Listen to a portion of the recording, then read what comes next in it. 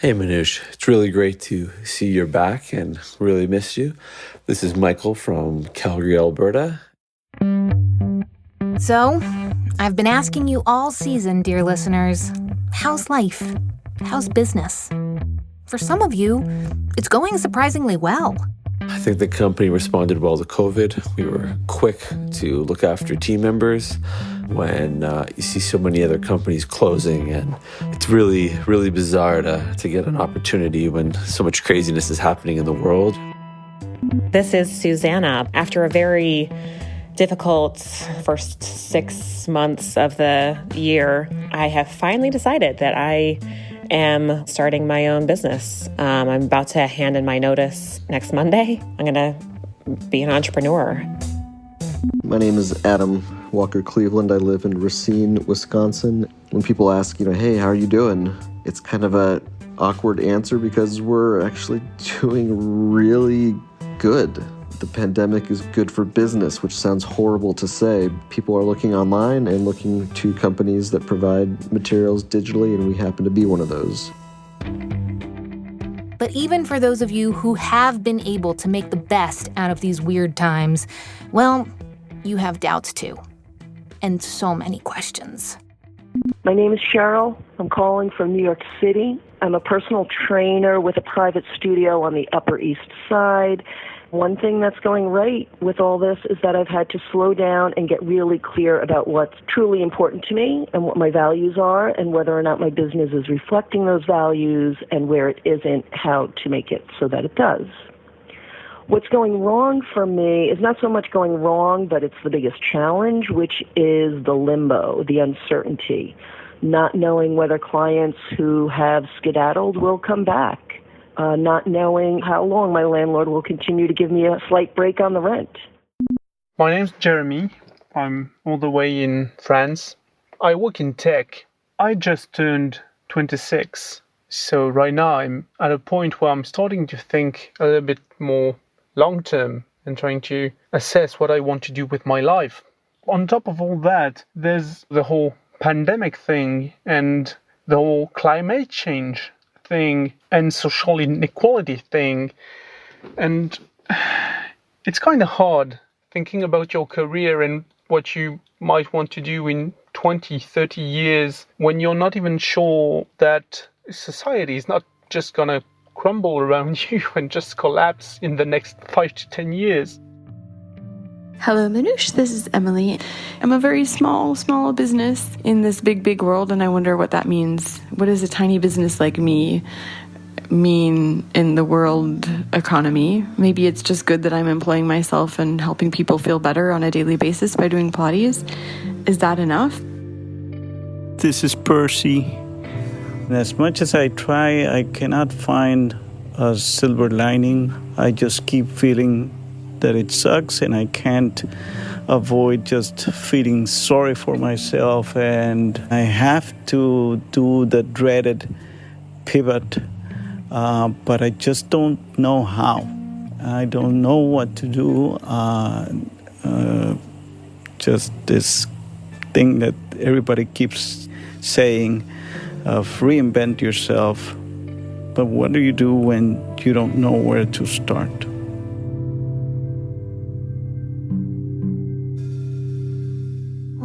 Percy. First of all, how annoying is it when people tell you to just pivot, reinvent yourself? Maybe, if you can, just sit with where you are right now.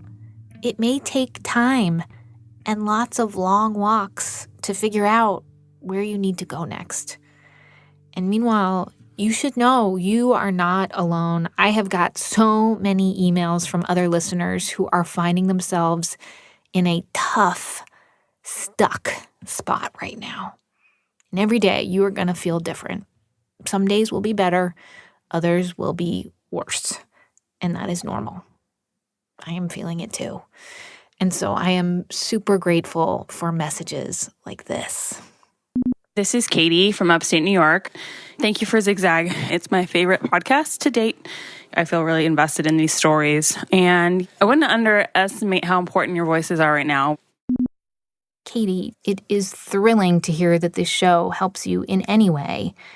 My zigzagging friends, we are a small but mighty community, and we may not agree on everything, but we are all looking for ways to align our business and career ambitions with what is also good for our fellow human beings and our souls. And yes, I will talk more about what's happening with the show at the end of the episode. But for now, thank you. And let's get to it. This is ZigZag, the business podcast about being human. I'm Manoush Zomorodi. And throughout this season of the show, you've been hearing from members of my quarantine pod, aka my immediate family.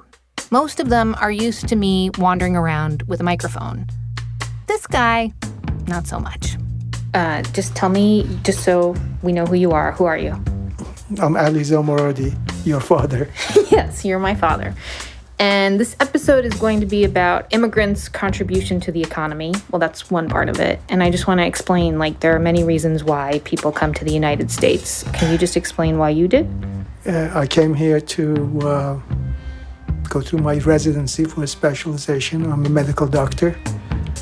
And I met your mom, who is also a doctor from Switzerland. We got married, and we decided to stay here. And in the meantime, there was a revolution in Iran, and that made it even less likely for us to think about going there. And Switzerland was not an option because I wouldn't have been able to work there. So here we are. Persian man meets Swiss woman in Connecticut. Because they're doctors, getting the right visas and staying is no problem. The couple has 3 children, 2 grandchildren, and here we are. By the way, I didn't prompt my dad to say it, but "Here We Are" is actually the title of the memoir written by the person we're profiling today. My name is Arthi Shahani. I am an author and a journalist. My most recent job was NPR's Silicon Valley correspondent. I'm now a contributor at NPR. So far, we've tackled 5 systemic problems and profiled 5 people with big ideas on how to solve them. And this 6th episode, this final episode of the season, is about immigrants and opportunity. And Arthi Shahani has a fancy job title now, but she and her immigrant father, man, they did not have it easy. I mean, on the face of it, her story is what's great about the U.S. An immigrant comes with nothing, gets multiple degrees, becomes notable citizen. But her dad's story is the flip side. Struggling to survive in the U.S. economy, provide for his family, and then ending up in prison. And these days, it's not that unusual. Last year, U.S. Immigration and Customs Enforcement, or ICE, arrested around 143,000 aliens, as the government calls them. And they removed over 250,000 people. It is much harder now to do what Arti's family did, start their lives in the U.S. as undocumented, then get green cards and become naturalized citizens. I became an American citizen when I was I believe it was 20 or 21 years old. Listening to Arti Shahani on the radio, broadcasting to millions of people about the richest companies in the world. Microsoft is not in the crosshairs right now. But when it was, back in the 1990s, you would never guess what she'd been dealing with. Arthi Shahani, NPR News, Redmond. I'm covering Google and Facebook and artificial intelligence and algorithms and, disinformation campaigns. And you could hear that voice and you could hear that name and you could easily imagine, oh, she must come from a family of engineers and scientists and she landed into this gig. A lot of people in Silicon Valley have assumed that. Yet that was not the case. When Arthi was little, her parents brought her and her 2 siblings to New York City and overstayed their tourist visas. They moved into a rundown apartment building in Flushing, Queens. And at first, her parents had trouble finding work. They relied on welfare and community support. But eventually, her father saved enough money to open his own electronics store in Midtown Manhattan. So he was selling watches and calculators on 28th Street and Broadway in Manhattan. what used to be the wholesale district. And it's now called Nomad. I was like, really? Nomad? It's gone fancy now, but like when I was a kid, like that area was a little like dangerous. It first was, of all. yeah. You know, it's those big glass windows and there's every kind of like Casio and boombox. And this is like, it's not just before Amazon. This is before even like big box retail really took off. So you're talking about like 2 generations earlier in how people buy their electronics. But, you know, it's interesting because some people would say like, oh yeah, that was like the shady part of town or something. And when I hear the word shady, like what I really think is like, oh, you mean a neighborhood where a bunch of, you know, working or lower middle class newcomers started to build their dream. My father wore polyester pants. He wore Velcro sneakers from Payless. He spoke 6 languages, by the way. He had a photographic memory. And so, you know, if he were born into a different life circumstance, he easily could have been like the guy who's a hedge fund manager or, you know, the person who enters the foreign service. So anyway, he ran a store. My mom was a seamstress when we first moved to the United States, and we were undocumented. We overstayed tourist visas. So tell me why your parents came here. Yeah. So, you know, my parents were uprooted from their homeland during the partition of India and Pakistan. So quick little history lesson here. When you think about the British leaving India, you might be thinking about Mahatma Gandhi.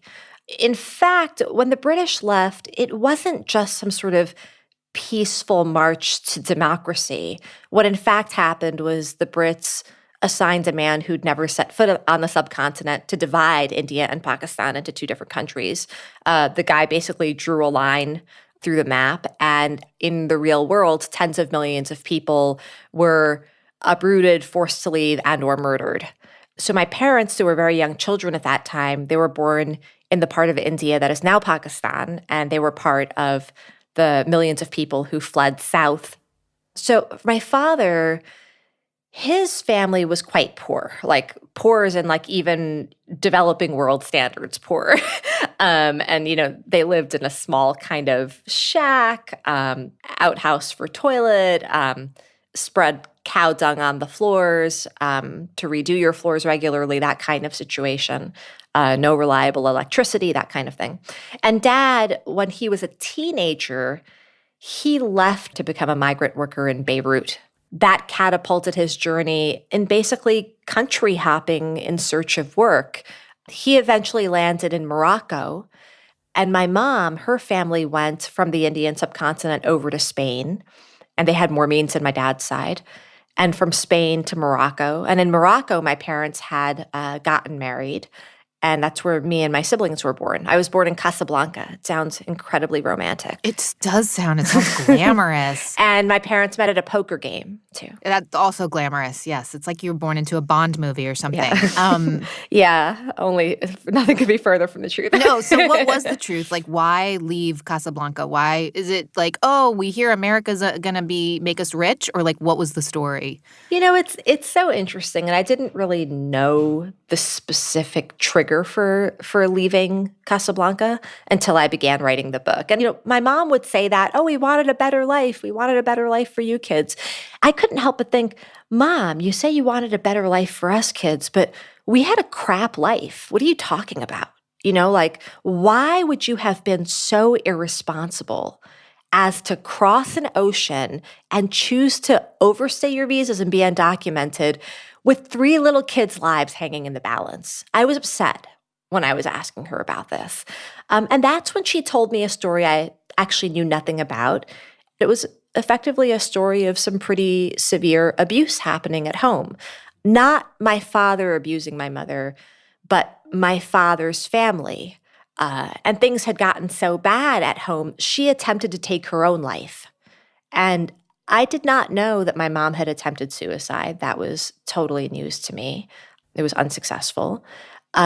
I also didn't know that when I was born and my parents brought me home from the hospital, my grandmother wouldn't hold me because I was the wrong gender. I was a girl, and she felt that that was, you know, a curse and that my mom was ruining my dad's life.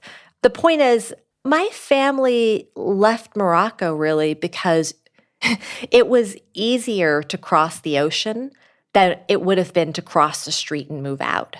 And that's actually like a profound and crazy, but also incredibly understandable fact. When I have made this point to people in the process of talking about my story and your story and his story, and everyone's got a story, the fact that America, its freedom from so many things, including families and communities and structures that controlled you back home. So many people were fleeing from those controlling structures, and it turns out that's my family's story. So America was freedom for my mom in particular. It was freedom from her extended family. America was the first place where Nina Shahani got to just be herself outside of that context. And she blossomed here. I mean, she loved it. My father did not. He found America to be incredibly cold, and he thought it was really isolating. Like America is, and I love my country, I really do. I've had the opportunity to travel a lot as an adult. And one thing I can safely say is that it is a much more lonely country than most others I've been to. I mean, so you end up in Queens, like a pretty down on its luck apartment building. There are roaches. That's the bad part. A lot of roaches. Ugh, gross. Yeah. Yes. But there's also like this like multicultural sort of, it's almost like Sesame Street, and that like all kinds, like there was something sort of very gung-ho about it. Like people who've come to search for a new life, clearly risk takers, a lot of them, from all over the world in this building. Yes, there are roaches, but you guys kind of had each other, not to paint like a Pollyanna-ish gloss over it. Listen, I think you put it perfectly. And I'd never compared my building in Flushing, Queens, and the part of our life that's, apartment 401. We lived in 401, one-bedroom roach den, literally woke up more than once with the roach crawling on my bare skin. It was like that kind of place. But, to your point, and my mom would point this out to me, it really was the United Nations or Sesame Street or whatever you want to call it. I mean, like literally the world's converging. And, I'd mentioned to you that my parents were uprooted from their homeland during the partition of India and Pakistan. When my parents were fleeing for their lives as little children, Muslims, Hindus, and Sikhs were at war with each other, setting trains on fire to burn the bodies inside, killing each other with machetes, literally putting babies on skewers. I mean, you're talking about horrific, horrific violence. Now, fast forward to Flushing, Queens, America. Muslims, Hindus, and Sikhs are living right next door to each other. They were our neighbors in 401, and they're taking care of each other's kids. They're sharing milk and sugar and food, and they're petitioning to the landlord together to, fix the heat in the winter. And that is, I think, a really powerful point about America that we're losing a little bit of sight of today, and I'd like to emphasize it, is that America has an extraordinary capacity to disarm difference. People really do converge in this country. We're talking much more right now, and we have plenty of reason to be talking much more about tribalism, about hatred, about the rise of certain kinds of nationalisms. Those are real. But still, relative to other countries, America's capacity to absorb and harmonize difference is extraordinary. And that was my upbringing. I mean, I saw it firsthand.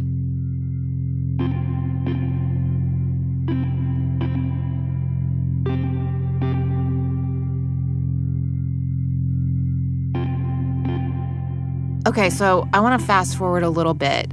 Two sort of extraordinary things happened to you. As a girl who, your grandma didn't even want you to exist back in Morocco, but here just absolutely thrived. Like, teachers saw how bright you were. You got a scholarship to Brearley, one of the best high schools there is in New York City, in the world even. Costs a Tesla a year to attend. I like how you put it in Silicon Valley terms. But then your dad, I want you to explain what happened to his business. Yeah. So, what happened basically, as you'd mentioned, I was setting off on my dream, right? Scholarship kid at incredibly fancy private school on the Upper East Side of Manhattan, where the rich and powerful and, white and blonde people live. That I was like, whoa, I'd never seen so many white people except for on TV. And now I was studying with them. It was amazing to me. But Dad, meanwhile, he started his own business. His shop, his electronics store on 28th Street and Broadway, that was the exact same block where he'd first shovel snow for $5 an hour when he first got here. And so he really made his leap. I mean, to be a boss on the same streets where he had really hit rock bottom, that was huge for him. And he seemed to be doing pretty well. The store was doing pretty well. He had a few employees. It was doing so well that a brother of his came over from Morocco to start working with Dad. We sponsored him, and he got a green card along with his wife and son. And one day, Mom calls me, and she's crying, and I'm like, what's going on? And she's like, Papa, he's been arrested. He's at Rikers Island. I'm like, what are you talking about?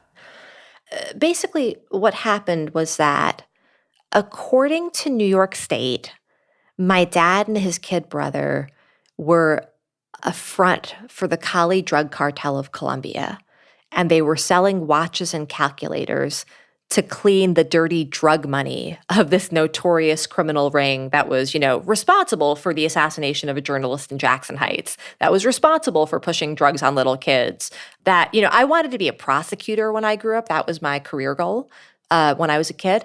So hearing that my dad could have been involved in something like genuinely shady, I was so ashamed. And it's also, you have to keep in mind, as like a first-generation immigrant kid, I was already dealing with, oh no, my parents have accents, and no one else at this elite school has an accent. And I didn't need my father to get arrested. So what was going on? So it's interesting. I went to multiple court hearings. I never told people at school why I was missing school to go to court. And the first hearing, it really just sounded like, hey, Shahani family, you're a front for a cartel, you're bad people. It was terrifying. Fast forward a few hearings, and then a really interesting thing happens. The prosecutor for New York State offers my dad and uncle a plea deal. They're like, hey, Mr. Shahani and Mr. Shahani, you can plead guilty to money laundering, and we'll give you 8-month sentences. And in fact, we'll let you serve your sentences one after the other. So one goes in while the other runs the family business, then that guy comes out, and the business always has someone running it, and it won't fall, and you'll just do your time and get it over with. Well, that's a really interesting offer if our family business is just a front for the cartel. So I found that to be incredibly confusing. But if they did not take the 8-month sentence, here's a key detail, and if they decided to exercise their constitutional right to trial, then they could face, if convicted, they could face 13, 14 years in prison. Now, what would you do? And actually, I don't even need you to answer it. Let me answer it for you statistically. Statistically speaking, you and pretty much everybody listening to our conversation would take the plea deal. And that's because the trial penalty, as it's called, it's just too risky for most people. I mean, unless you're a gabillionaire who can afford, appeal upon appeal upon appeal, you're not gonna fight for your constitutional rights. Anyway, my dad and uncle, they take their plea bargain, and my uncle goes in first. The day he was supposed to come home to us, he went missing. For 4 days, we had no idea where he was. Very scary situation. And then my father calls me, and he's crying. And I'd never heard my father cry before. And I'm like, what's wrong, Dad? What's wrong?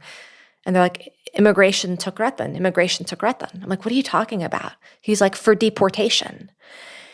And this was, I don't know if you've had in your life moments where you feel like a shock wave run through your system. Maybe, for example, if you're crossing the street and a car almost hits you, like that feeling you have of like all the chemicals rushing through your body and feeling like an existential threat to your life. That's actually how I felt when my dad dropped that word, deportation. I was like, what are you talking about? Like, I'd only ever heard that word in the context of Nazi Germany. Like, I hadn't heard it. Even I grew up in immigrant New York and immigrant Queens. But back in the 80s and 90s when I was a kid, people were not getting rounded up. That was not part of what America was doing as a standard part of the immigrant experience. So my family was part of the front end of a new wave. It's a good reminder that what has become normal now is new, actually. It wasn't normal. It's so new. It's so new. My father was not wrong. My uncle was, in fact, taken for deportation.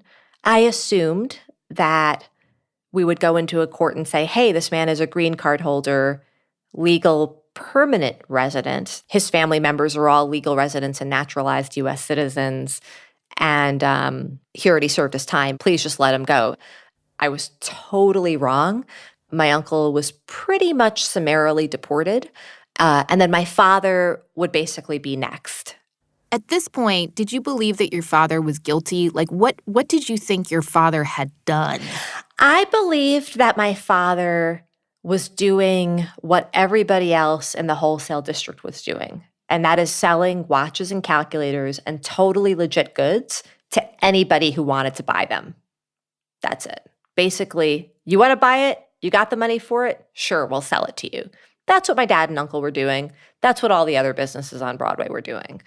I believe that if my dad did anything wrong, it was more along the lines of not filing the right paperwork for transactions. And so, selling thousands of watches and calculators, you're supposed to fill out some forms about who your buyer is. He didn't do it. Again, none of the other businesses did it. I mean, as a business correspondent, I follow businesses pretty closely. I've done enough reporting to understand that my father got a horrifically raw deal. I mean, like, really, he got screwed over for what was probably a pretty small thing. There will be people listening, though, Arthi, who are thinking, like, well, he wasn't here legally. Strike one. That's incorrect. He was a green card holder. He was a lawful permanent resident. The rest of us were naturalized U.S. citizens. But they might say, like, he came here and overstayed his visa, and then he commits a crime, and at some point, like, why should we give him the benefit of the doubt? There are going to be people who think that. Well, I mean, sure there are. And there are people who are going to listen to this story and think, oh, he had a green card, an American citizen family, and he'd paid his time. And wait, how many resources did we spend to kick him out? Something that I really take issue with is this notion that the newcomer must be perfect to belong in this country. It's absurd. Every immigrant generation is living in the informal economy and cutting corners to make it in America. And if you want the American dream to exist, in other words, and the American dream is leaping to places that your parents could not have gotten to. It's climbing into new heights. It's that kind of ascent. If you want that dream to exist, and if you don't want to kill it for everybody, you've got to give immigrants some breathing room too. I mean, if the barrier to entry is you have to be perfect, no one enters. I was wondering, like, did your dad, how do you even know about all these laws and paperwork? And, like, if you're, like, killing yourself to start a business and make sure your kids are okay and do transactions and just survive in this city, like, it kind of reminded me of the mortgage crisis a little bit, that some of the people who were like, okay, so this is how it's done. I sign here and then I get a house. Like, if you don't quite understand, like, how the financial system is set up, like, and nobody's telling you English is like your seventh language, how do you know? Well, I think that that's a really fair comparison. Like, another comparison I would make is, let's take people who drive for Uber and for Lyft. Technically, you're supposed to be reporting all of your income and all of your tips, and you're not supposed to be overcounting your expenses. If people were actually audited for their self-reporting, I wouldn't be surprised if many, many, many, many, many people turned out they were doing it wrong. But who are these people? These are working class people who are small business owners of a type, or self-employed, you could say. My father was basically not some insidious front for a cartel. He was a little guy trying to make an honest living. And if he did something wrong, how do I sort of finish this thought? Like, a lot of people trying to survive end up missing paperwork they were supposed to file or cutting corners they should not have cut. But the difference is, and I know this from being a journalist, the little people who do that get pounced on unflinchingly, aggressively. Whereas the big people who do it, they get off with warnings and at most a civil penalty that, many don't even pay. I think about, for example, the company Uber. Uber is an amazing company in Silicon Valley whose primary engineering has been legal engineering, okay? It's like they have an army of lawyers basically sidestepping regulation to grow themselves in markets, even when lawmakers locally have said you're not allowed to operate here. I've never heard it described like that, Arthi. I love that. Legal engineering. But that's what Uber has done. Has Travis Kalanick been arrested? The founder? No. Never. And so I look at the way my father and other small business owners get treated in this country and literally just skewered for what are essentially really small and innocuous mistakes. And I compare it to the kind of treatment that Travis Kalanick gets. And I'm like, oh, that's justice in America?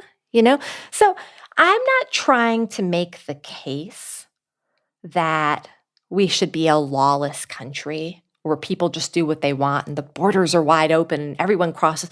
I'm offering my family as a case study in profound disproportionality of punishment and the destruction of an ultimately good man's life. And it is that. Everyone is thinking now about the American dream. Is it alive or is it dead? If it's dying, how do we resuscitate it? And a really basic part of it is that you have to have a real safety net where working people are not plunged into permanent unemployment, loss of all that they have as they're trying to make it along the way. Like if you treated working people with the same kind of understanding and deference that we treat the rich, we'd have a lot more dream happening.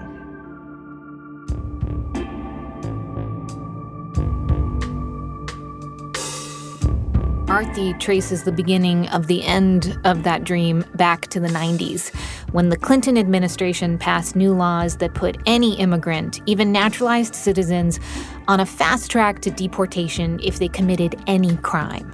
And then, of course, 9/11 happened, and all immigrants were suspect. Many were forced to leave the country. As for Arthi's dad, Namdev Shahani, after he served his 8 months in prison, Arthi worked for years to keep him from being deported. She was successful. To help other immigrants fighting deportation, she spent much of her 20s as an activist, founding a nonprofit called Families for Freedom. Eventually, Arthi got her master's in public policy at Harvard, and she started a new life as a journalist for NPR. But when she began writing her memoir, she went back in time to try and make sense of what had happened to her dad, including confronting the judge who first sentenced him. What that judge told her when we come back in just a minute.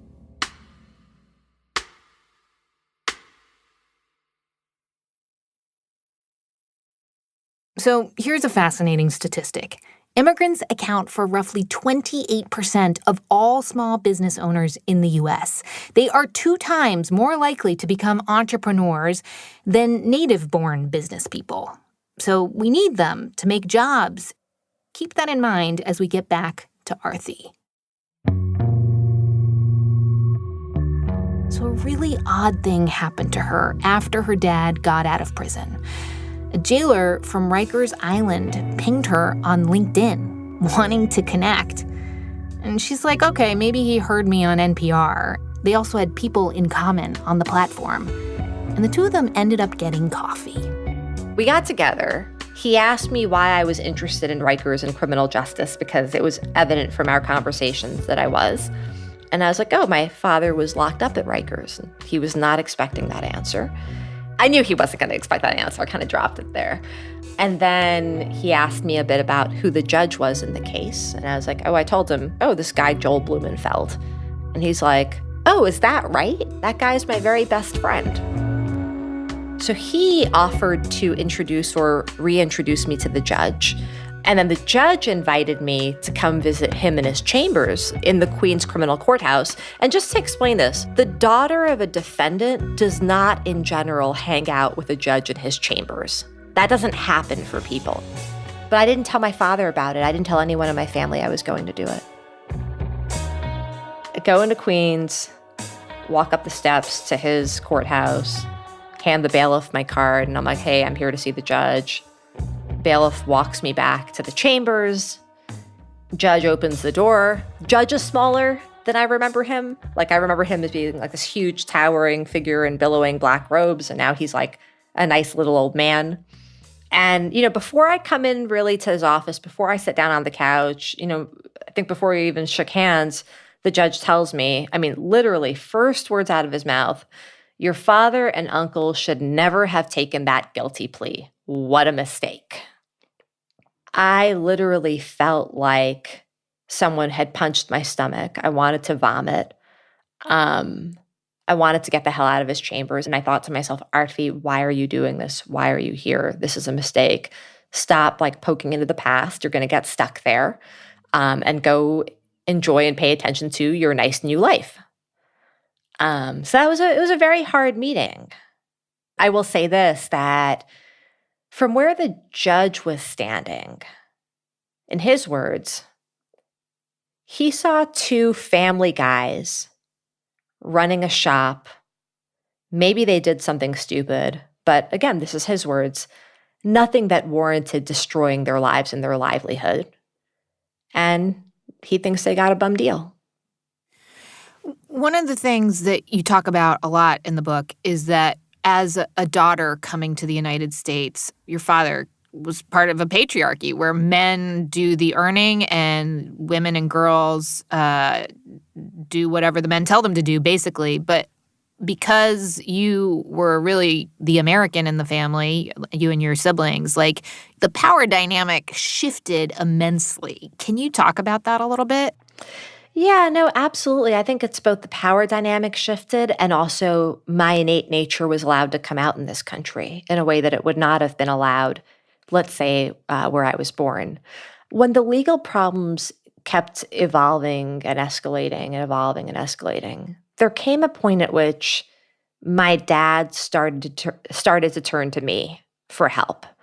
And it happened because he saw that, my youngest daughter seems to have a facility for this stuff. She seems to understand what's going on. She seems comfortable asking questions of lawyers.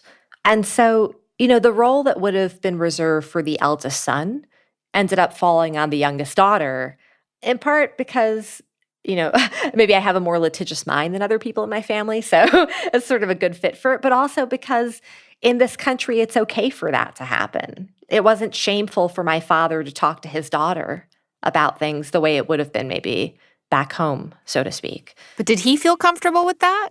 I think he became comfortable with that. I don't think he started that way. My editor asked me a really fascinating question while I was writing this book. She was like, Arthi, if your dad never got arrested, what would your relationship have been like with him? It's hard to know, but what I can say is that growing up, particularly as a teenager, I was not fond of my father because I thought he was like an old world, kind of backward patriarchal guy. And, he complained about my provocative clothing and my big mouth. And, he would never have imagined that this mouth could have gotten me a career with a well-paying job in journalism. That's only in America. That sounds familiar. Yeah, exactly. Because in any other country, your mouth's a liability for marriage, But when my editor asked me that, I had to reflect. I was like, when my dad's life started falling apart because he basically became the fall guy for a crap, failed drug war investigation by New York State. That's really what happened to him. When his life started falling apart, after my initial shame and anger, I started to pay attention. And I started to feel like what was going on was actually wrong, and that someone who was fundamentally a good human and not a threat to society was being punished over and over and over again. And, I stopped going to college so I could fight his case. And I visited him a lot at Rikers Island for the time that he was there. And in that time, I think, my father saw me sacrifice. He saw me do things that he did for his family when he was a kid. And I think that for the first time as adults, we really related to each other, that he saw in me the kind of sense of responsibility and hard work that he'd had for his entire life. For him, starting as a teenager, literally feeding 13 people. For what I was doing was much smaller. That I don't want to romanticize it, but, it's fair to say, over the course of his life falling apart, he and I became best friends. That was unexpected. And yeah, that is unexpected. I want to ask you about, there's this one story that you tell in the book that I was laughing and crying at the same time. And you're living in Silicon Valley, it's your fancy life, as you call it, NPR correspondent, and you go out on a date. And would you mind sharing that story? Oh, yeah. I dated a lot, went out on different dates, and I ended up going out with this guy a handful of times who's involved in politics. And he had asked me, and this was very early on. It's not like, we were like literally just, going to dinners and like the movie together. It was not a serious anything yet. He had political aspirations, running for office and whatnot. I was sitting in his car. We had just finished the dinner. He was dropping me home. He had like something serious on his mind and he wanted to talk to me about it.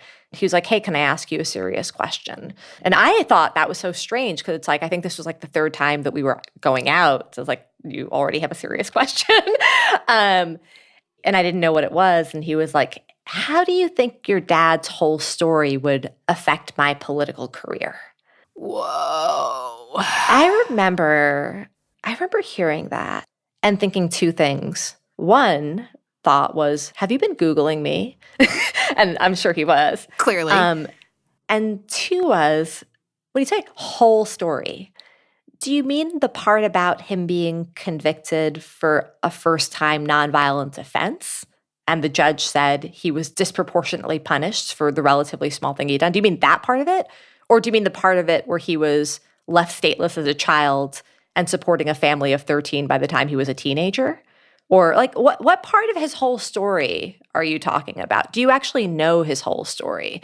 So I'm sitting in the car with this guy, and I remember feeling so angry, like the kind of rage where I wanted to punch him in the face. But for some reason, the anger couldn't come out. Like it was just bottled up inside of me. And this is really uncharacteristic of me. But I basically diplomatically said, like, I'm not sure. But, I can understand why you would worry about that. And go yourself. Well, only that's not what I said. Anyone who has been out on a date with somebody who just summarily insults your parents, you probably should tell them to go F themselves. But that's not what came out of me. But you never went out on another date. No, that was the end. That was the end. I mean, I have a great deal of pride in my family, and the idea of spending time with somebody who would insult my father so deeply, I couldn't stomach that.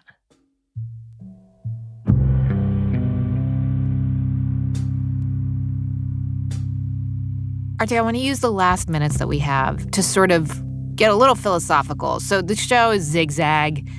We call it the business show about being human. And when I read your book, I was like, oh my God, there are zigzags all over the place, from your parents' story as immigrants to sort of the way that business works here in America with his electronics store in Manhattan, to the way it intersects with immigration laws and a country that was built on hard work from immigrants, to this place where we're fearful of immigrants as well, to your own story of child of immigrants, first generation, growing up very poor, going to this fancy school in Manhattan.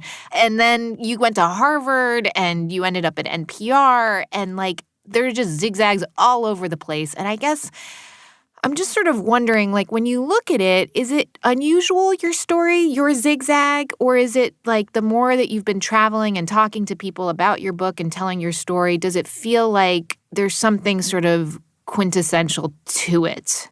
Oh, I think it's a quintessentially American story. I think that to be born in a family where things are precarious, to find your own escape route, or rather for certain small numbers of caring adults around you to help you build an escape route, to have opportunities that your parents couldn't even imagine, that you couldn't even imagine existed, while also seeing them struggle.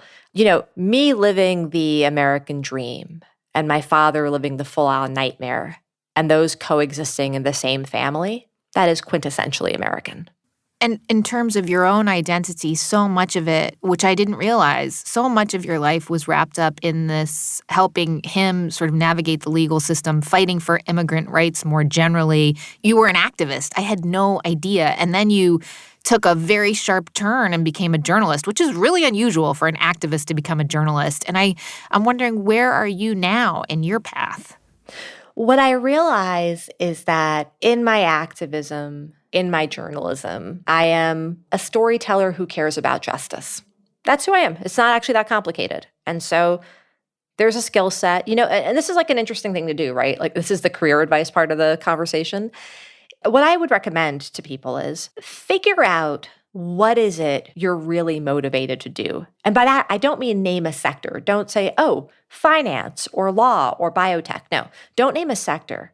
Think about what it is you're actually passionate to do. What is the skill that you want to cultivate and shine and develop and use day in and day out, you know, with tens of thousands of hours applied to being better and better and better at it. That skill set you can take with you across industries. So my zigzag was, I am someone who loves to tell stories. I love interviewing and reading and writing and putting it together. And I care about justice. Well, that skill set, storyteller who cares about justice, I used it in one industry. You could call it industry, in nonprofit work in New York City, my hometown. Then I pivoted and I used it in another industry, Silicon Valley business journalism. I'll probably pivot again and use it in another context. I haven't fully defined that out, but the consistent skill set that I seek to cultivate and take with me on life's journey across sectors, that's my approach. And that's actually something I learned in Silicon Valley. This is what I've learned from business leaders. You don't have to put yourself in a box. You don't have to say, oh, I started in this industry and this is the only place I can be. You're actually not stuck. Think about what your core skills are and allow yourself the gift of mobility. But you clearly have also taken from Silicon Valley to know what your mission statement is. I think Mom taught me that. Really? Oh, yeah. Fair enough. Let's give credit to your mom. Yeah. Arthi, again, thank you so, so much. Thank you.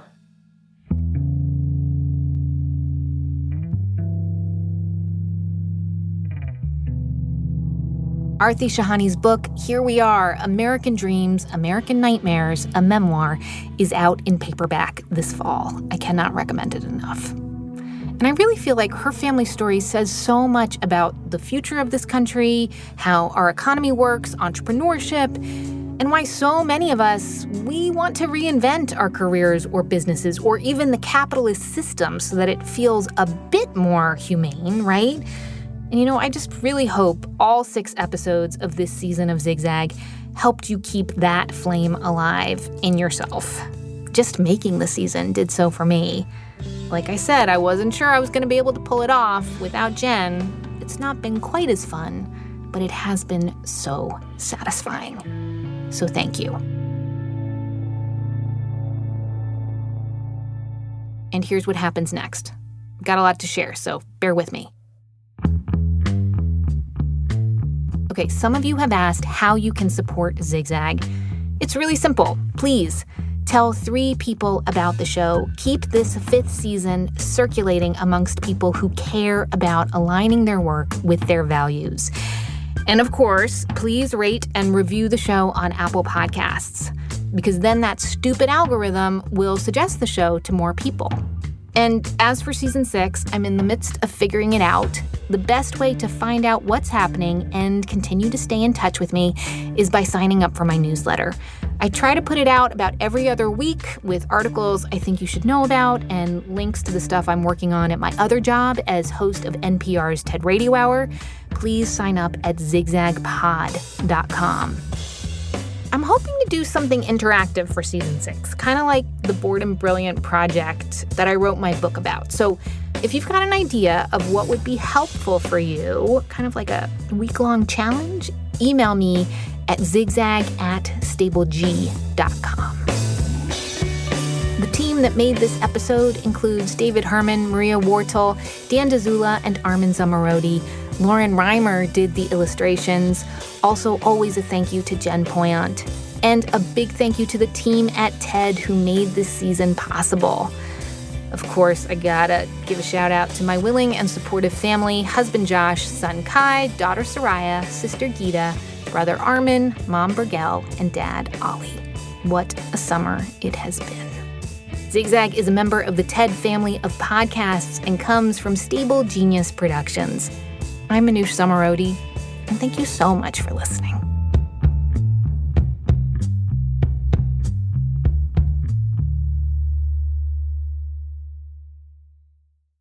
Hi. Go near them, Freya. Go.